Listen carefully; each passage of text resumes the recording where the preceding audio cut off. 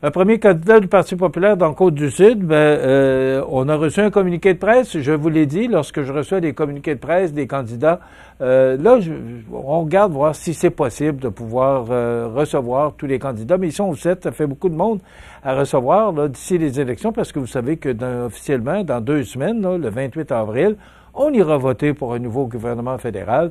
Alors, on va voir si c'est possible de pouvoir recevoir les candidats, mais il y en a quand même 7.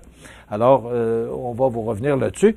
Mais on a reçu un communiqué de presse de M. Jean-François Morin, qui est le premier candidat du Parti populaire dans Côte-du-Sud, le parti de Maxime Bernier. Alors, justement, il mentionne là,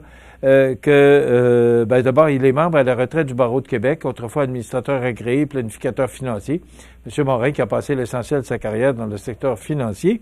Donc, pour lui, les priorités sont le maintien d'un débat démocratique libre de censure, la valorisation de la famille au fondement de ces communautés, la vérification des engagements financiers de l'État canadien et la stabilisation des relations avec les États-Unis. Donc, il sera sur le bureau pas le bureau, mais sur le comment on dit ça, donc sur le bulletin. Merci Jean. C'est mon aide-mémoire qui est de l'autre côté. Alors, le bulletin de votation du 28 avril prochain. On apprenait également là, que Promutuel Côte-Sud, qui devient le partenaire officiel, le présentateur officiel de l'événement phare de l'été, la Grand-Messe, c'est 10 000 $ que Promutuel Côte-Sud versera à la Société de développement économique dans l'organisation de cette fin de semaine d'activité. C'est le 18 juillet qu'aura lieu cette fête.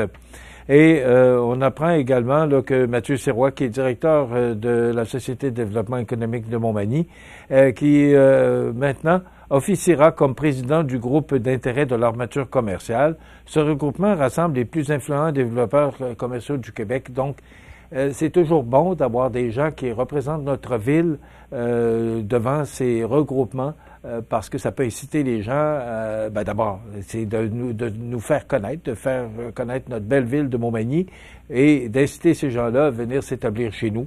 Donc, Mathieu Sirois, qui sera le président du groupe d'intérêt de l'armature commerciale, ce qu'on appelle GIAC, G-I-A-C.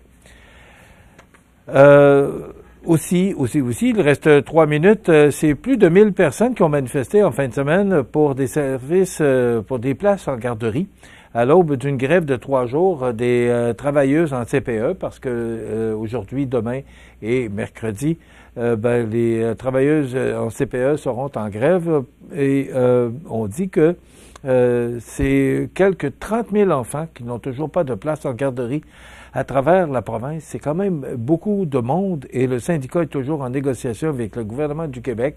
Là, on parle possiblement, si les négociations n'avancent pas, d'une grève générale. Donc, c'est à suivre. Là. Ça pourrait devenir une grève générale illimitée pour les travailleuses des CPE. Aussi, en fin de semaine, on parlait de Ressort Liberté.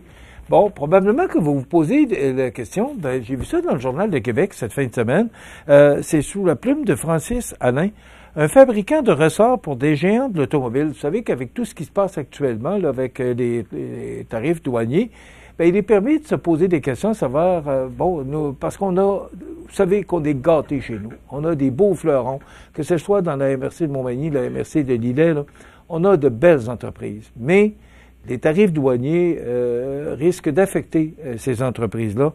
Ce qu'on entend, c'est que ça va bien chez Ressort Liberté, du moins c'est ce que M. Alain nous apprend. Donc, un fabricant de ressorts pour des géants de l'automobile comme Toyota croit pouvoir rebondir sans faire de mise à pied malgré un carnet de commandes en chute de 10% en raison des droits de douane. Donc, c'est une bonne nouvelle, Ressort Liberté, là, qui semble bien tirer son épingle du jeu par rapport à cette période d'incertitude avec les décisions du président Trump. On parle aussi beaucoup là, de l'abolition du prix plancher de l'essence parce que vous savez que la taxe carbone, là, ça a été bon pour toutes les provinces, sauf pour le Québec et la Colombie-Britannique, parce que M. Legault a dit, nous autres, on se sert de cette taxe-là pour l'environnement.